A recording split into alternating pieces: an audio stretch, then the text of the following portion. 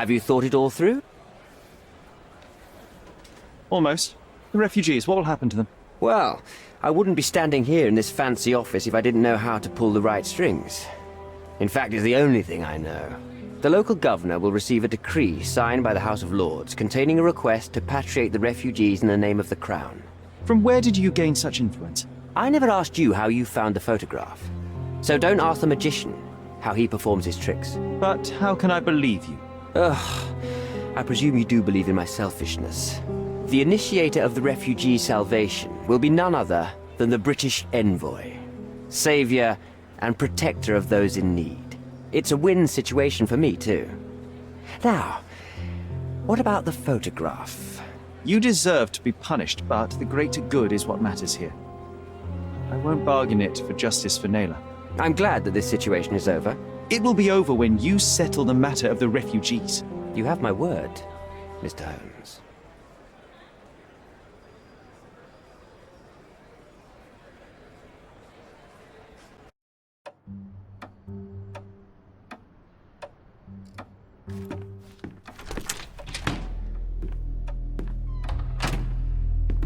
Mr. Holmes, you've returned.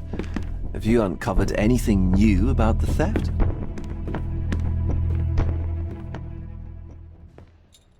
I've brought news, but not all of it will please you. Fill me in, Mr. Holmes. I won't shoot the messenger. I tracked down Boniface Mercurio. I presume he wasn't delighted about the situation. He was not having a good day on account of his murder. Killed in his own flat by the same person that stole his painting. Oh, sweet Mercurio, perishing in the pursuit of his art. How apt. I will miss his exceptional sense of humor. I located the thief, but found him rather cold. He was tight-lipped about the painting, too. Huh, he's dead. How very droll, Mr. Holmes. One presumes you were not responsible. It was an accident at the refugee camp. He impaled himself on his own knife. Life is nothing if not cruel and capricious. What about the stolen painting? Have you located it? I found the painting, but I could not retrieve it. Well then, where is it? In Bernadotti's office. Bernadotti? That shady businessman? Why would he steal it from me? I'm afraid you'll have to ask him yourself. I take it you found something more then. What happened to your crusade of truth? Was it not that important after all? No truth will satisfy you, Mr. Vogel. It was not an attack, Mr. Holmes. If you've chosen not to tell me, I respect your intention. But it is just rather boring, isn't it? It is what it is. Well, now that we've resolved all of our outstanding matters, I have a gift for you. I took the liberty of having it delivered to Stonewood Manor. I am told it belonged to your mother. And what exactly have you sent me? Frankly, I'm not sure how to answer that. I trust you'll know. Previously, you mentioned there may have been more to my mother's passing than consumption. It appears you were right. Oh dear, I'd hoped to be wrong. She was unstable, mentally unwell. She required sustained, specialized treatment, but her madness persisted. I knew that Violet had disappeared from the public eye, but had no idea of her suffering. I cannot imagine what you're feeling. I'm fine. Thank you, Mr. Vogel. I am curious to see what you have procured.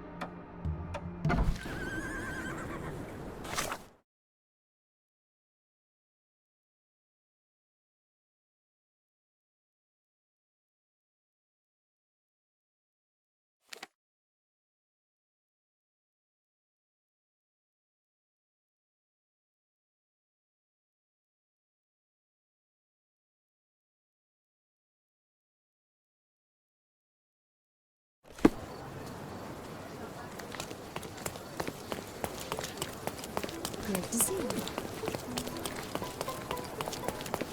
Extra, extra! Frosty reception for refugees. The British envoy's decision to grant citizenship to the refugees and release them from their camp. Interested in some Cordona news? Check the front page. You won't regret it.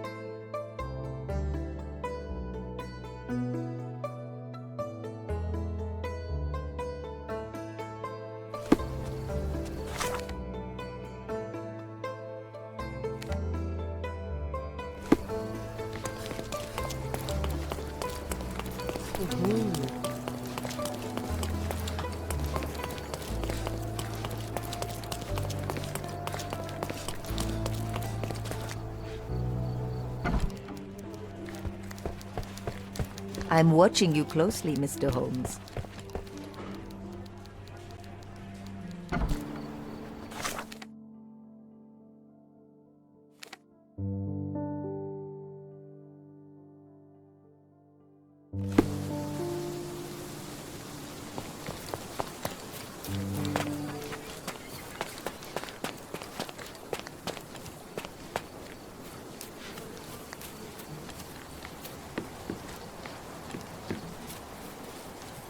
Hey, is anybody at home? Hello?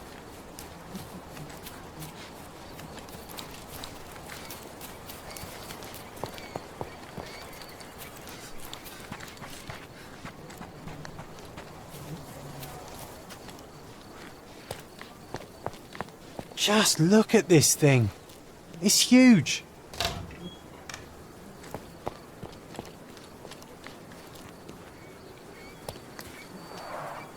It's a bizarre object, and yet oddly familiar.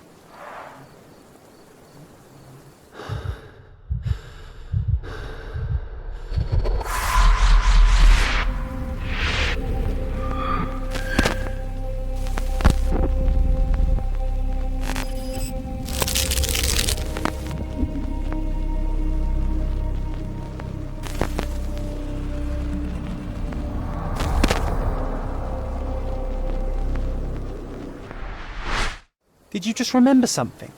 Yes. A room full of curiosities and artifacts. I think I can find it in the manor. Sherlock. So, you continue to pursue the imaginary. I had hoped you might have got all this out of your system by now. Mycroft, what are you doing here? Get out of my house. It's my house, actually. I've come to bring you back. I have no interest in returning, let alone with you. I know you lied about Mother all these years, claiming she was merely ill, but she was unstable. She never had tuberculosis. She was not recuperating, but mentally deteriorating, and you never once thought to tell me. How dare you? I shall not indulge this petulant tantrum. You can just tire yourself out and then slink back to London with your tail between your legs. Just tell me everything. I'm an adult now. Show me the basic courtesy of an explanation. You know I will find out eventually. The goal was stability, and that's what you got. The right thing for everyone was to try and move on from her passing. The consequences of one's actions determines what is right or wrong. Yes, exactly. The ends justify the means. After leaving Cordona, Sherlock, you had a normal childhood. In London, I was able to support you, guide you, shape you into a fine and productive young man. You have so much potential, so much to offer society. But that's not the end. Now I found the truth, and it has shattered everything I knew about her, about you, and about myself. I feel unstable because of you. Your actions were not justified. Lying never is. Oh, grow up, Sherlock. It was a white lie which has as much use in the realm of the interpersonal as the international. It is time you come to accept that some things are bigger than yourself. Oh, you are full of it. You like to pretend you care about the big picture, but it's just an ego trip.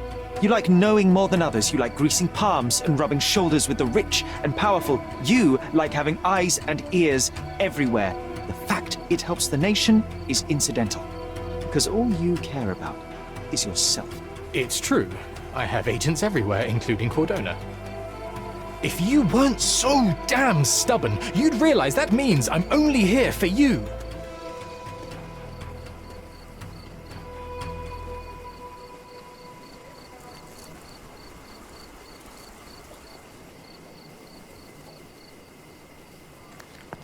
Just look at this thing. It's huge. Just look at this thing. It's huge.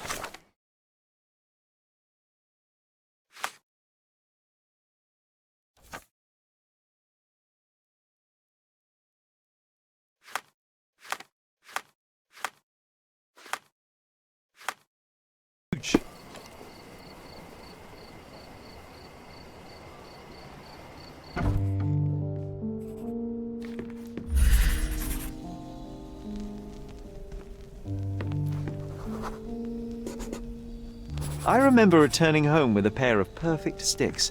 We wanted to turn them into training swords. Oh, that's right. We stood there, frozen, staring at something huge in the main hall.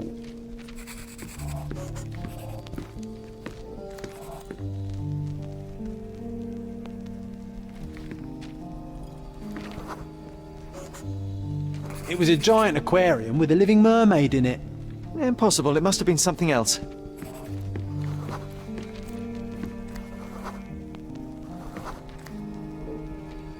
Oh, of course, that mortifying hoax presently taking up space in our front yard.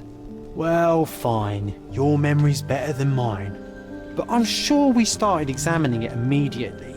And someone else was around too.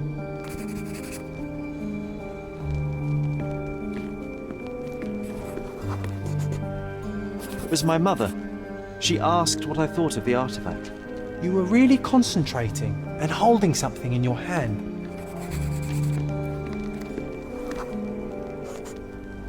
I inspected it with a magnifying glass and was able to confirm it was made of two different skeletons.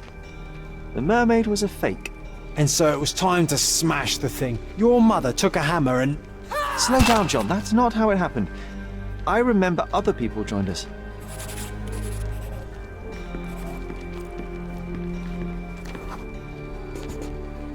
The workers took the artifact and placed it into the cabinet of curiosities. It became part of Mother's collection of fakes. She always said that the truth lies in the details. This mermaid helped me to learn that.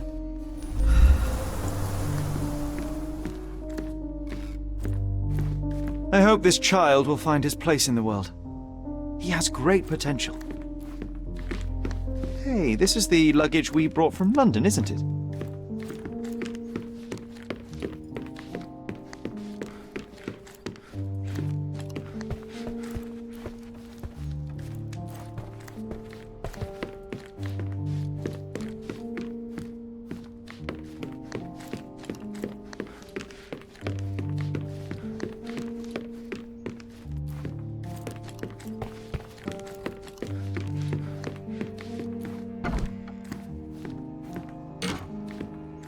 It reminds me of my mother. This room always reeked with an acrid medicinal stench. And here is the reason.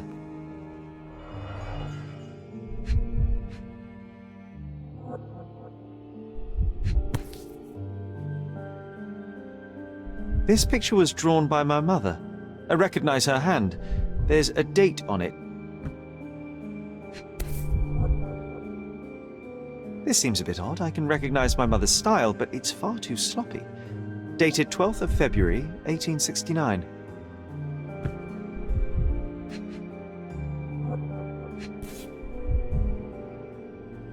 It's difficult to tell what this is meant to represent.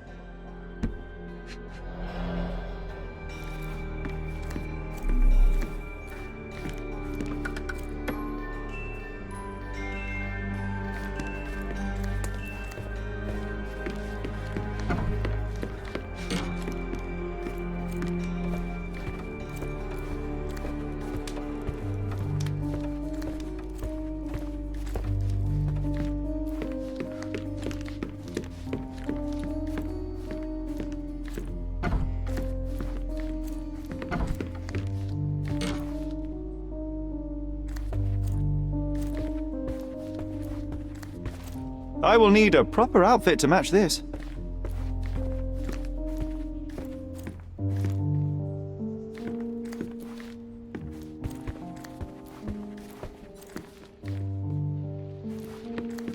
I'm looking forward to learning to play it, as soon as I have some free time.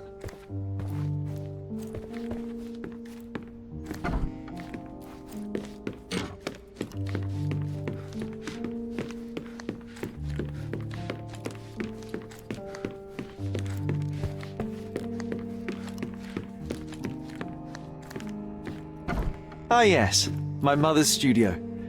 She was an authenticator, and this was her cabinet of curiosities. I never saw the point. What does it matter if some artifact is real or not? It still exists.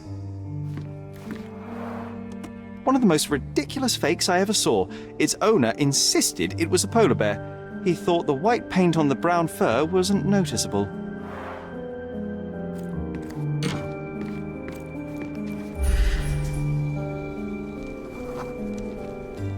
I remember this cozy blanket. It was perfect for...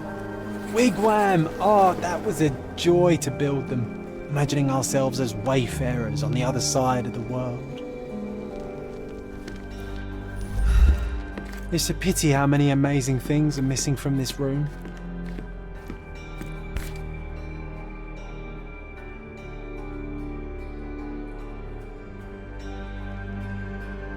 Watkinson and Holman, Chapter One, by Wallace D. Oram. Oh, Mycroft. You always act so serious, but then reads tripe like this. John, if I remember correctly, you couldn't put this book down.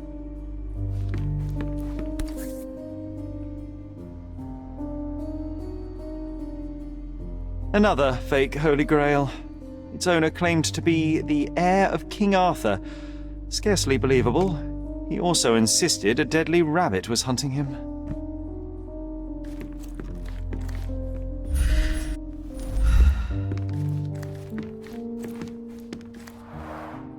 Mother said this was among the hunting trophies of a Scottish Viscount. So he tried to persuade everyone that his forest was inhabited by these beasts.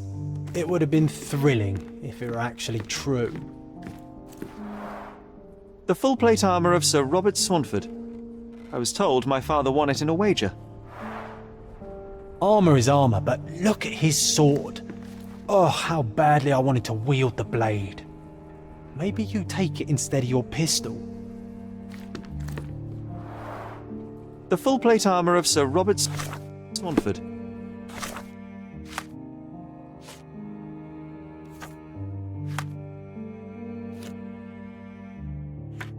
I was told my father won it in a wager.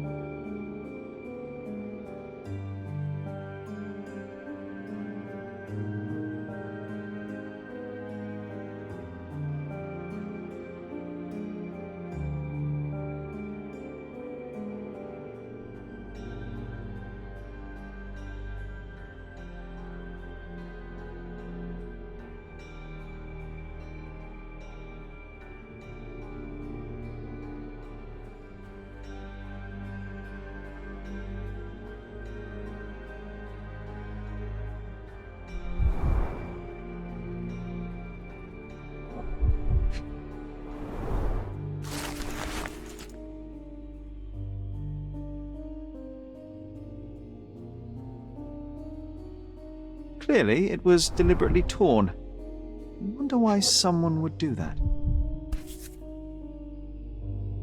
The Tulpa, Studies in Tibetan Mentalism. An impressive number of bookmarks. Someone was rather obsessed with this subject.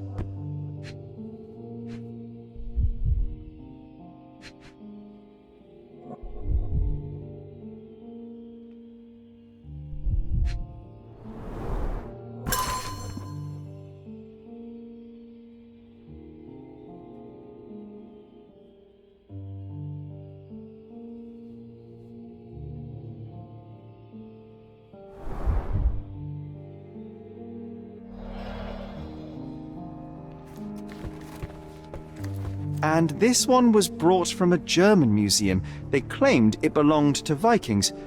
Nonsense, of course. Vikings never had horns on their helmets. The so-called mummy of a Persian princess. The defrauders did good work, but missed one small detail. It's the mummy of a man.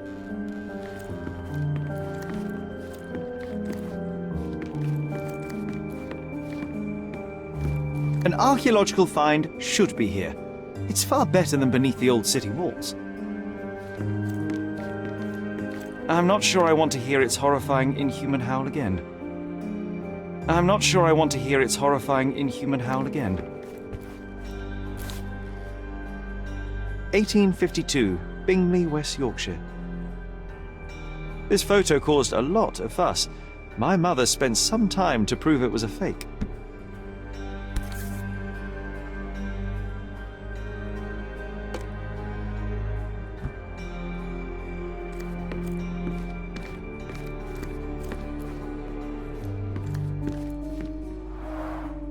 Look, it's Roger.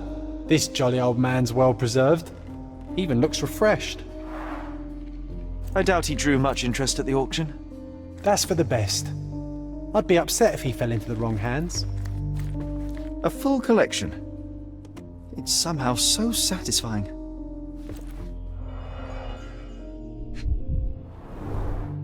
So many calling cards. Mycroft liked to keep useful people at hand. Reliable and driven. I recognize Mycroft's handwriting. Officer Luciano J. Placido.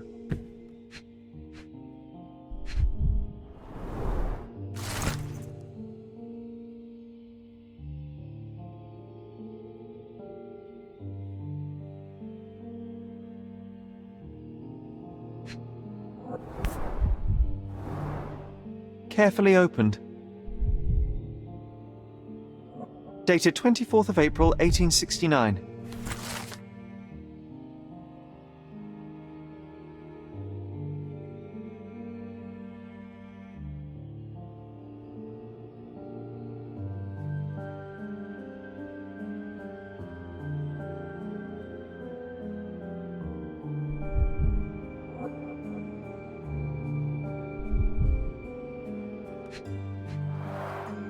This drawer was always closed. Only Mycroft knew how to open it. I remember we tried to break it open and spy on him, but alas, had no success. Maybe today's the day. Oh, Sherry. I'm starting to remember something. Oh, I remember these. We used them to spar together until Mycroft found out and forbade us from using real weapons.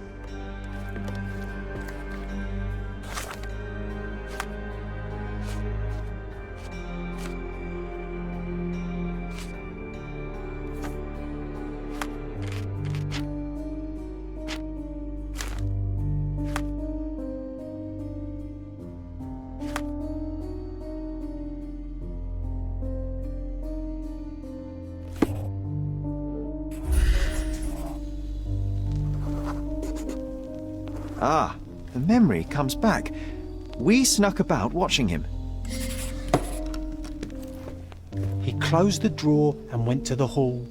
We were like two shadows crawling behind him.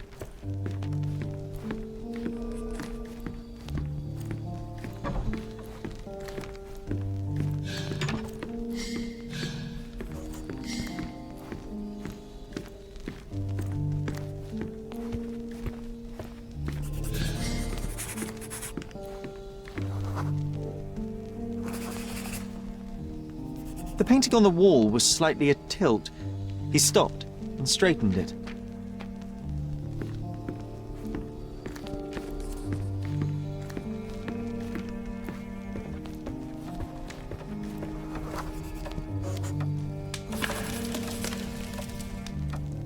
Then he threw some logs into the fire and sat in his armchair to read.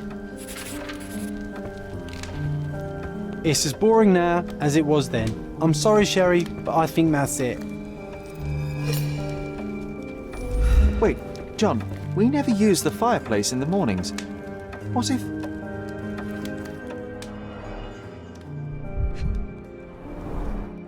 A bit of juniper in the fireplace created a soothing atmosphere.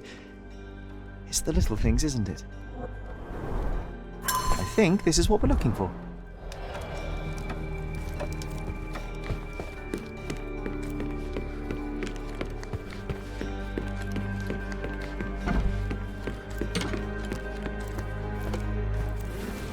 We made it.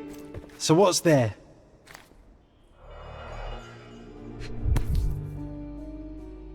Single malt whiskey, Mycroft's favourite. Gifted by Queen Victoria herself.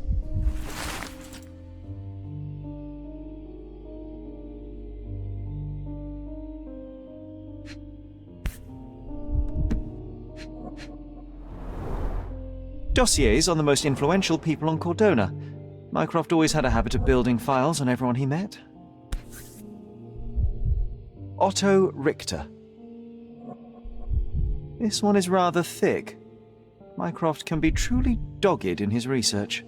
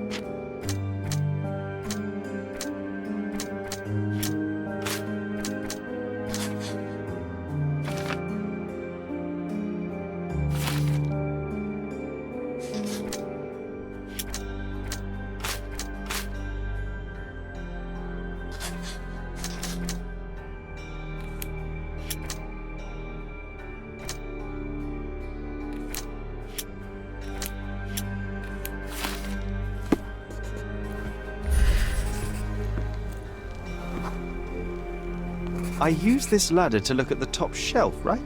On the day of Mother's breakdown upstairs. Right you are, Sherry.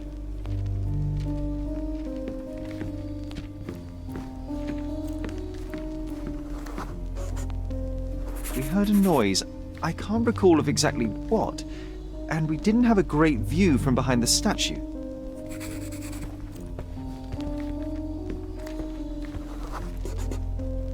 Books and papers from the table somehow ended up on the floor.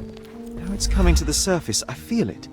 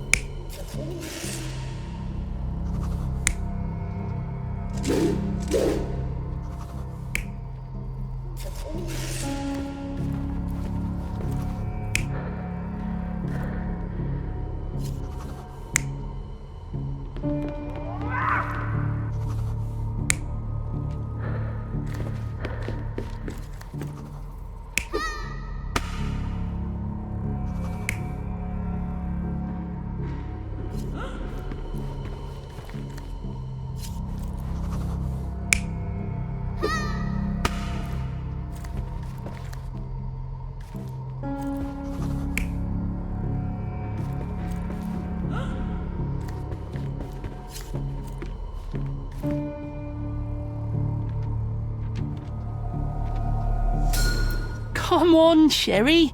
Let's go outside. Wait. Did you hear that? Come here, Sherry. You call this progress? Charlatan, amateur. I'm not letting you anywhere near my mother again. So there was a quarrel between them.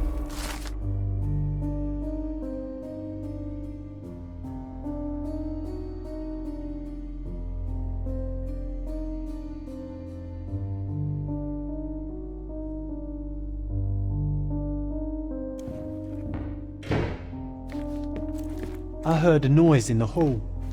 Let's check it out.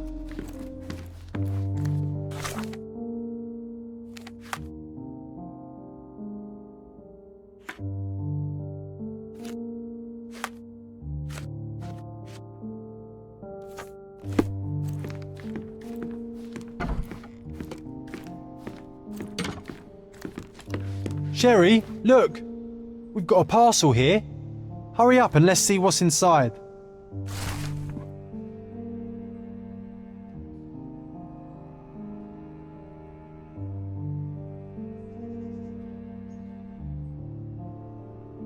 An invitation that comes with a mask. We can't miss this, Sherry.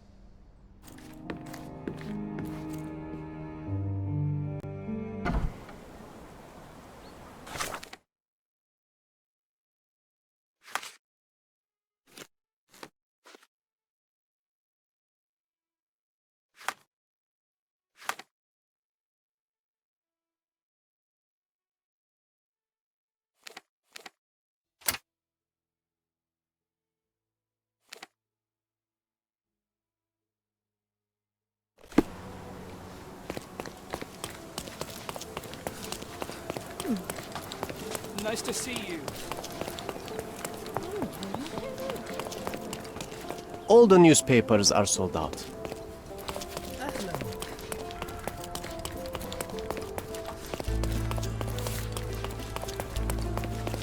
Refresh your interior. Pick what you like. My goods will brighten up your house.